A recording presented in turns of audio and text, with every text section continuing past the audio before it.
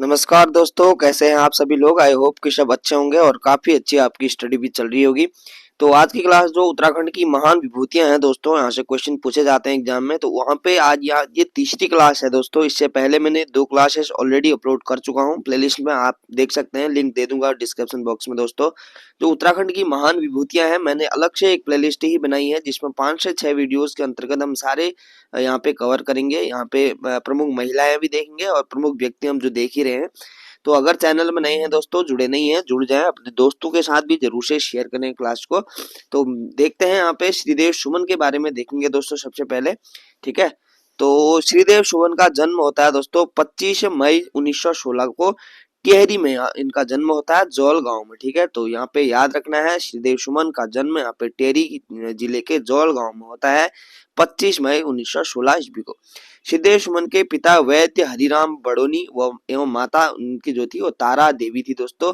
और उनके बचपन का नाम श्रीदत्त था एवं उनकी पत्नी का नाम विनय लक्ष्मी था। ठीक है, क्या था? विनय लक्ष्मी। 1930 ईस्वी में 14 वर्ष की आयु में श्रीदेव सुमन जी ने नमक सत्याग्रह में भी भाग लिया, जिसमें उन्होंने 15 दिन का कारावास भी उनको हुआ था दोस्तों, 15 दिन का। ठीक है, तो श्रीदेव सुमन से कुछ क्वेश्चन पूछे जाते हैं एग्जाम में। तो 1937 ईस्वी में श्रीदेव सुमन जी ने सुमन सौरभ नाम से कविताएं प्रकाशित की कराई थी। कब कराई थी? 1937 ईस्वी में। किस नाम से कराई थी? सुमन सौरभ। अब एग्जाम में अगर क्वेश्चन बनेगा तो ऐसे बन सकता है कि सुमन सौरभ नाम से कविताएं किन्होंने प्रकाशित कराई थी, तो यहाँ पे श्रीदेव सुमन। ठीक है, आगे श्रीदेव सुमन के प्रयासों से 23 जनवरी 1939 ईस्वी को देहरादून में टिहरी राज्य प्रजामंडल की भी स्थापना हुई। और किसने की? श्रीदेव सुमन जी ने। 23 जनवरी 1939 ईस्वी में ये पूछा जाता है कि टिहरी राज्य प्रजामंडल की स्थापना किसने किसने की? तो श्रीदेव सुमन ने की। और कब की? 23 जनवरी 1939 ईस्वी को। आगे जवाहरलाल नेहरू ने टिहरी रियासत के लिए कहा था कि टिहरी राज्य के कैद खाने दुनिया भर में मशहूर होंगे, परंतु इससे दुनिया में रियासत की कोई इज्जत नहीं बढ़ सकती है। यह किसने कहा था? जवाहरलाल नेहरू ने कहा था, टिहरी रियासत के लिए। आगे है 21 फरवरी 1944 में श्रीदेव सुमन पर राजद्रोह का मुकदमा चला। कब चला? 21 फरवरी 1944 ईस्वी में। और 29 फरवरी 1944 ईस्वी में श्रीदेव सुमन जी ने जेल कर्मचारियों के लिए बुरे आचरण के कारण अनशन शुरू किया एवं अपनी 3 मांगों को रखा, जिसमें पहली मांग प्रजामंडल को मान्यता दी जाए, और दूसरी मांग थी मुझे पत्र व्यवहार करने की स्वतंत्रता दी जाए, और तीसरी मांग जो थी वो थी मेरे विरुद्ध झूठे मुकदमों की अपील राजा स्वयं सुने। ठीक है, टिहरी रियासत का जो राजा हुआ करता था वो स्वयं सुने। तो 3 अपील यहाँ पे श्रीदेव सुमन ने की थी। आगे है, श्रीदेव सुमन जी ने कहा था कि मेरी मांगों का 15 दिनों के अंदर जवाब न मिलने पर आमरण अनशन शुरू कर दूंगा। जिसके बाद 3 मई 1944 ईस्वी को उन्होंने आमरण अनशन शुरू किया दोस्तों। कब किया? 3 मई 1944 ईस्वी को। शेखर पाठक ने श्रीदेव सुमन जी की भूख हड़ताल को ऐतिहासिक अनशन की संज्ञा दी है। किसने दी है? शेखर पाठक ने। अब एग्जाम में ऐसे भी पूछा जा सकता है कि यहाँ पे श्रीदेव सुमन जी की भूख हड़ताल थी जो, ठीक है, टिहरी राज्य प्रजामंडल के लिए, तो ऐतिहासिक अनशन की संज्ञा उसको किसने दी? दोस्तों शेखर पाठक जी ने दी थी। उसके बाद दोस्तों लगभग यहाँ पे 209 दिन में टिहरी जेल में बिताया श्रीदेव सुमन जी ने, 209 दिन। ठीक है, उनका कथन था कि तुम मुझे तोड़ सकते हो लेकिन मोड़ नहीं सकते। तो ऐसे कथन भी याद रखने हैं कि यह कथन किसने कहा था, ऐसे भी पूछा जा सकता है। तो श्रीदेव सुमन का कथन है, तुम मुझे तोड़ सकते हो पर मोड़ नहीं सकते। उसके बाद दोस्तों 25 जुलाई 1944 को 84 दिन की भूख हड़ताल के बाद श्रीदेव सुमन की मृत्यु हो जाती है। 25 जुलाई 1944। ठीक है, तो प्रथम श्रीदेव सुमन स्मृति दिवस 25 जुलाई 1946 को मनाया गया, प्रथम स्मृति दिवस। ठीक है, तो याद रखना है दोस्तों, श्रीदेव सुमन से जितने भी फैक्ट यहाँ पे एग्जाम के पॉइंट ऑफ व्यू से बनते हैं वो सारे हमने यहाँ पे कवर किए। आगे देखेंगे यहाँ पे कुमाऊं केसरी बद्रीदत्त पांडे के बारे में। इतिहासकार हैं बद्रीदत्त पांडे, इनको देखेंगे, इनसे क्वेश्चन क्या क्या बनते हैं एग्जाम में। तो 15 फरवरी 1882 ईस्वी में हरिद्वार के कनखल में हुआ इनका जो जन्म था हरिद्वार के कनखल में हुआ 15 फरवरी 1882। उनका मूल निवास दोस्तों अल्मोड़ा जनपद था बद्रीदत्त पांडे का। ठीक है, आगे है बद्रीदत्त पांडे 1913 ईस्वी में अल्मोड़ा अखबार के संपादक बने। कब बने? 1913 ईस्वी में। ठीक है, और 1918 ईस्वी में कमिश्नर लोमस ने अल्मोड़ा अखबार को बंद करा दिया। उसके बाद इन्होंने शक्ति नामक समाचार पत्र निकाला दोस्तों। कब? 1918 के बाद, ठीक है। और बद्रीदत्त पांडे ने कुली बेगार, कुली उतार व कुली बर्दाश्त आदि प्रथाओं के विरुद्ध सफल आंदोलन भी इन्होंने चलाए, बद्रीदत्त पांडे जी ने। तो बद्रीदत्त पांडे 1937 ईस्वी में जेल प्रवास के समय कुमाऊं का इतिहास नामक इन्होंने पुस्तक भी लिखी है दोस्तों। तो यह पुस्तक भी इम्पोर्टेंट है, याद रखनी है दोस्तों कि कुमाऊं का इतिहास पुस्तक किसकी है, तो बद्रीदत्त पांडे जी की है। 1937 में इन्होंने जेल प्रवास के समय यहाँ पे लिखी थी, ठीक है। आगे है 1962 ईस्वी में उन्होंने भारत व चीन युद्ध के समय 2 स्वर्ण पदक देश की सुरक्षा कोष में दिए। और बद्रीदत्त पांडे को अंग्रेज राजनीतिक जानवर भी कहते थे, राजनीतिक जानवर कहते थे अंग्रेज बद्रीदत्त पांडे जी को। भक्त दर्शन ने बद्रीदत्त पांडे को कुमाऊं का नर केसरी कहा है दोस्तों। तो ये भी संज्ञा उपाधि जो इनको मिली है वो भी याद रखनी है, क्योंकि ऐसे क्वेश्चन पूछे जाते हैं एग्जाम में, ठीक है। तो बद्रीदत्त पांडे को नर केसरी किसने कहा था, तो भक्त दर्शन जी ने कहा था। आगे है बद्रीदत्त पांडे जी की मृत्यु हो जाती है दोस्तों 1965 ईस्वी में, ठीक है। कब होती है? 1965 ईस्वी में इनकी मृत्यु हो जाती है। तो बद्रीदत्त पांडे से जितने यहाँ पे फैक्ट बनते हैं वो हमने देख लिए हैं दोस्तों, इतने ही पूछे जाते हैं, लगभग इससे ज्यादा कुछ पूछा नहीं जाता है। तो आगे देखेंगे अनुसुईया प्रसाद बहुगुणा जी के बारे में यहाँ पे देखेंगे। अनुसुईया प्रसाद बहुगुणा जी का जन्म होता है दोस्तों 18 फरवरी 1894 ईस्वी में, और चमोली जिले के नंदप्रयाग में अनुसुईया देवी आश्रम में इनका क्या हुआ? जन्म हुआ। अनुसुईया देवी आश्रम में 18 फरवरी 1894 ईस्वी में।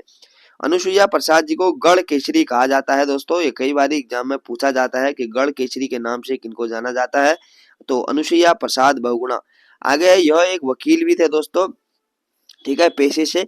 तो 1918 में गढ़वाल कांग्रेस की स्थापना में इनका मुख्य योगदान भी था, गढ़वाल कांग्रेस की स्थापना में 1918 में, ठीक है। 1919 में अमृतसर वार्षिक कांग्रेस सम्मेलन में बैरिस्टर मुकुंदी लाल के साथ भाग इन्होंने लिया था दोस्तों। तो पूछा जाएगा कि 1919 के कांग्रेस अमृतसर के कांग्रेस अधिवेशन में उत्तराखंड के किन 2 व्यक्तियों ने भाग लिया था, तो एक बैरिस्टर मुकुंदी लाल जी ने लिया था और दूसरा यहाँ पे अनुसुईया प्रसाद बहुगुणा जी ने लिया था।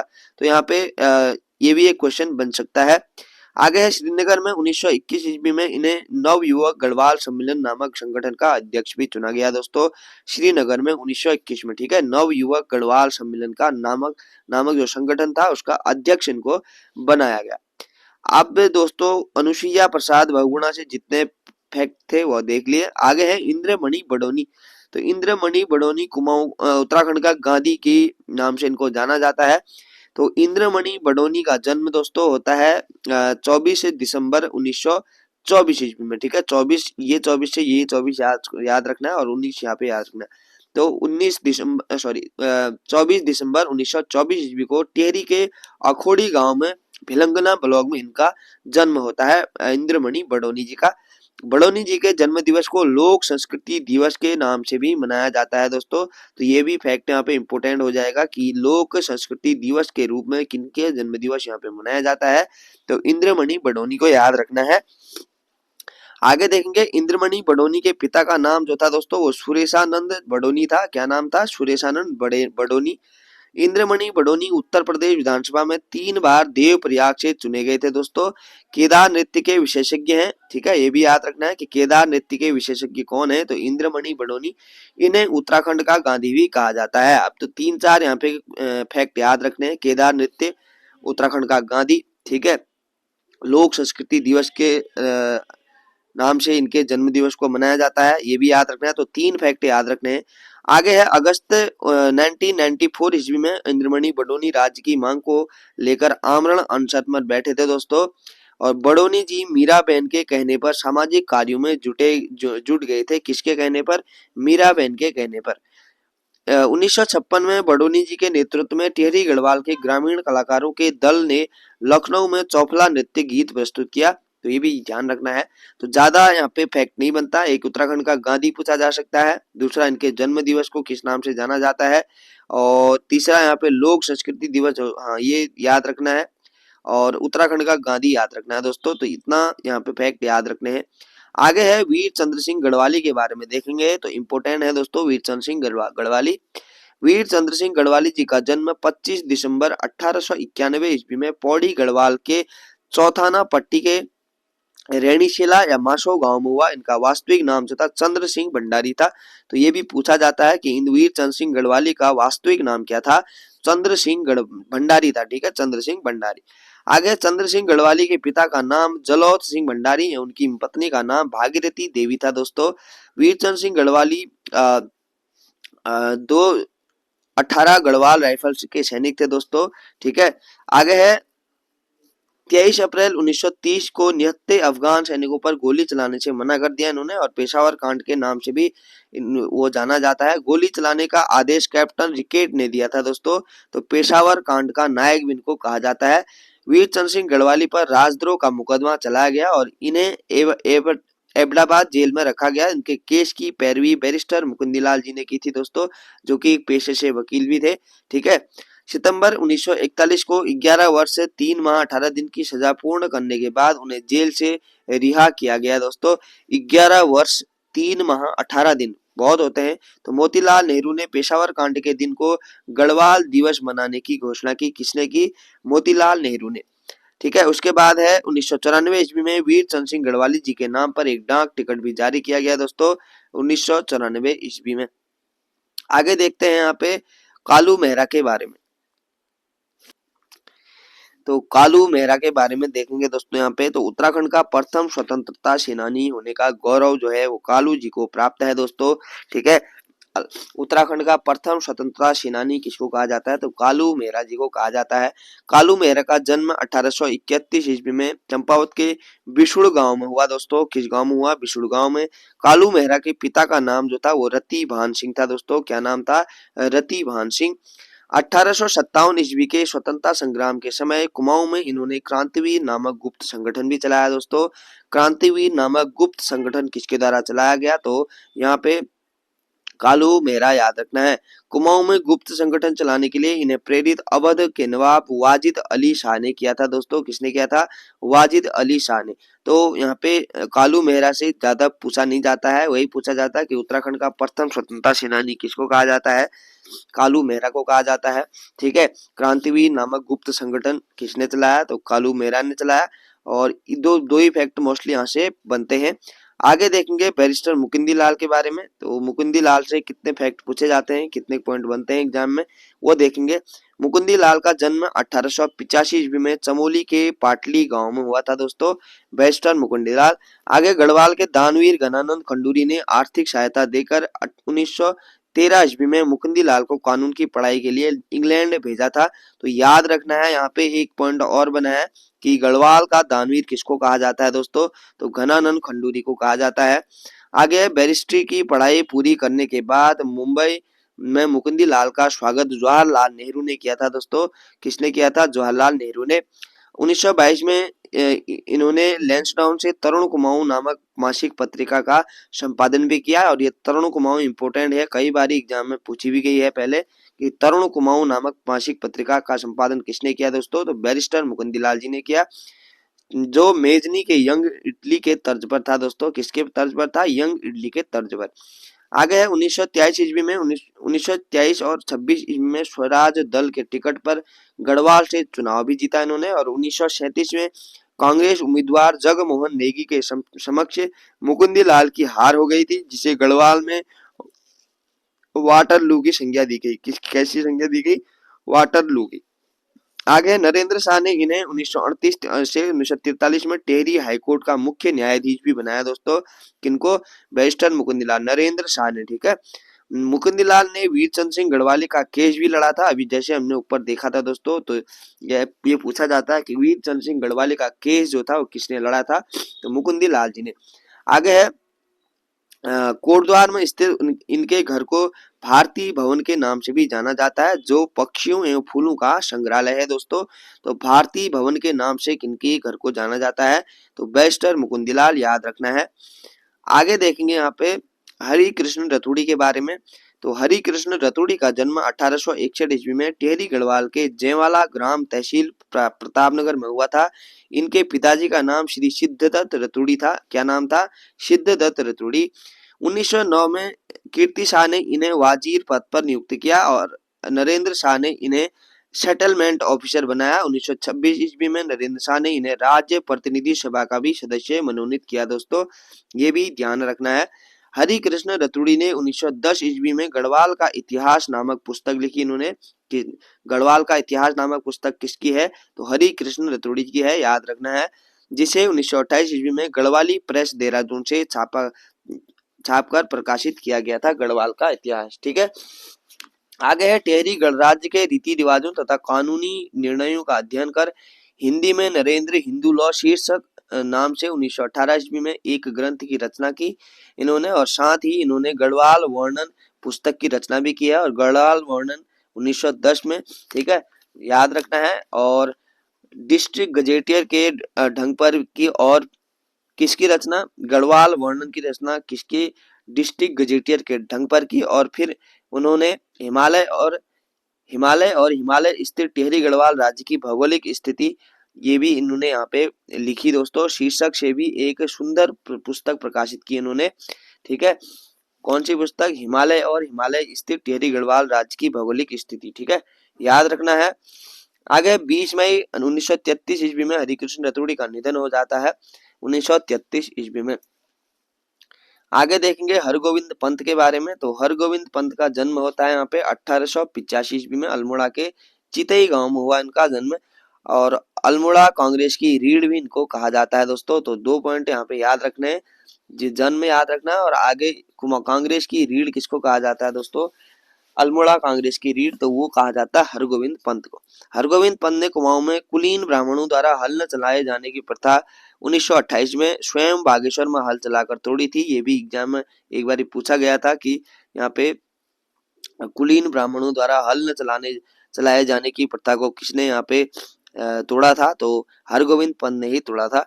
आगे भारत छोड़ो आंदोलन के समय अल्मोड़ा में सर्वप्रथम हरगोविंद पंत को नजरबंद किया गया था। भारत छोड़ो आंदोलन के समय हरगोविंद पंत 1957 ईस्वी में लोकसभा के लिए निर्वाचित भी हुए थे।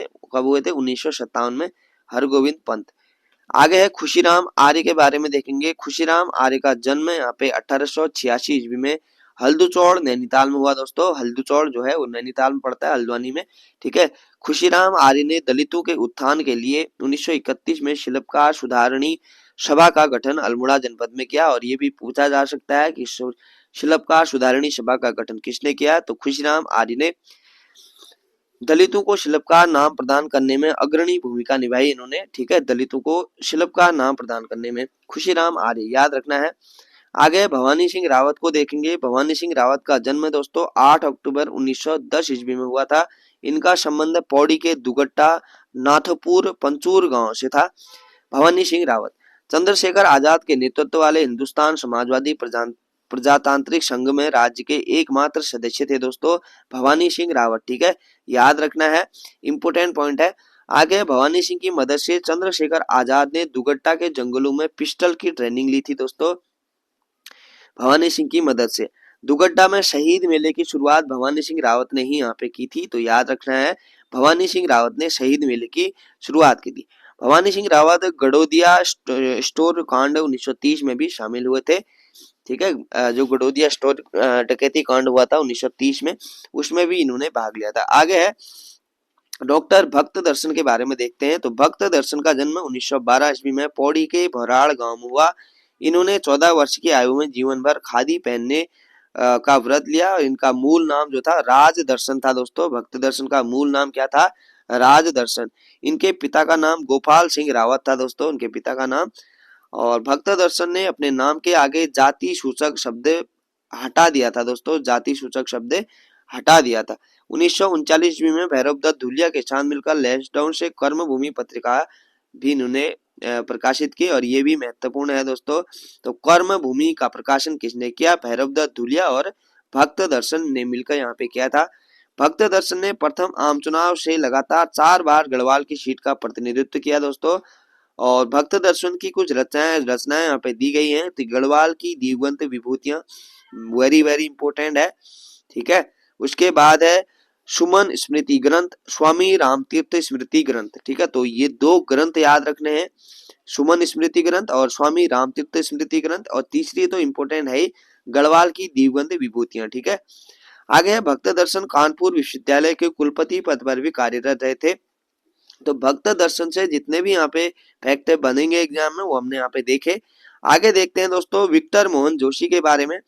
ठीक है, अल्मोड़ा निवासी मोहन जोशी ने ईसाई धर्म अपना लिया था, जिसके बाद इनका नाम विक्टर जोजफ पड़ा दोस्तों, विक्टर जोजफ। ठीक है, इनके पिता का नाम जयदत्त जोशी था। क्या नाम था? जयदत्त जोशी। गांधी जी ने विक्टर मोहन जोशी के लिए कहा, आप ईसाई समाज के उत्कृष्टतम पुष्प हैं। ठीक है, क्या कहा गांधी जी ने? आप ईसाई समाज के उत्कृष्टतम पुष्प हैं।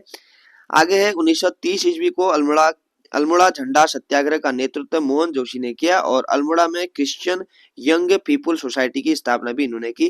तो अगर पूछा जाता है कि क्रिश्चियन यंग पीपुल सोसाइटी की स्थापना यहाँ पे अल्मोड़ा में किसने की थी, तो विक्टर मोहन जोशी आपको याद रखना है। आगे है मोहन जोशी ने 1930 ईस्वी में अल्मोड़ा से स्वाधीन प्रजा नामक साप्ताहिक पत्र का भी संपादन किया इन्होंने। तो ये भी याद रखना है, स्वाधीन प्रजा नामक पत्रिका का प्रकाशन किसने किया? विक्टर मोहन जोशी ने। विक्टर मोहन जोशी भी प्रखर राष्ट्रवादी पत्रकार थे। इन्होंने 1921 ईस्वी में शक्ति पत्र का संपादन भी किया था।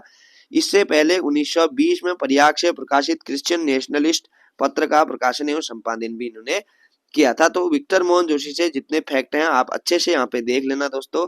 आगे देखेंगे आज के लास्ट देखेंगे दोस्तों, फिर नेक्स्ट वीडियो में कवर करेंगे भैरव दत्त धूलिया। तो भैरव दत्त धूलिया ने 1939 ईस्वी में लैंसडाउन से निकलने वाला साप्ताहिक समाचार पत्र कर्म भूमि का संपादन किया दोस्तों, भैरव दत्त धूलिया ने। ठीक है, वेरी वेरी इंपॉर्टेंट है कि भैरव दत्त धूलिया याद रखना है। 1942 ईस्वी में भैरव दत्त जी ने अंग्रेजों को हिंदुस्तान से निकाल दो नामक पुस्तक लिखी। इनका संबंध जो है पौड़ी जनपद से है। ठीक है, कहाँ से है? पौड़ी जनपद से। अंग्रेजों को हिंदुस्तान से निकाल दो नामक पुस्तक भी इनकी है, ये भी याद रखना है। और किसकी यह पुस्तक है? भैरव दत्त धूलिया। ठीक है, तो आज की क्लास में हमने यहाँ पे देखे दोस्तों इतने सारे यहाँ पे जो प्रमुख व्यक्तित्व हैं उनको यहाँ पे देखा। अगर वीडियो हेल्पफुल लगी तो कमेंट करके जरूर से बताएं और अपने स्टडी करने वाले दोस्तों के साथ भी जरूर से शेयर करें क्लास को। मिलते हैं दोस्तों नेक्स्ट क्लास में, तब तक के लिए अपना ध्यान रखें। धन्यवाद।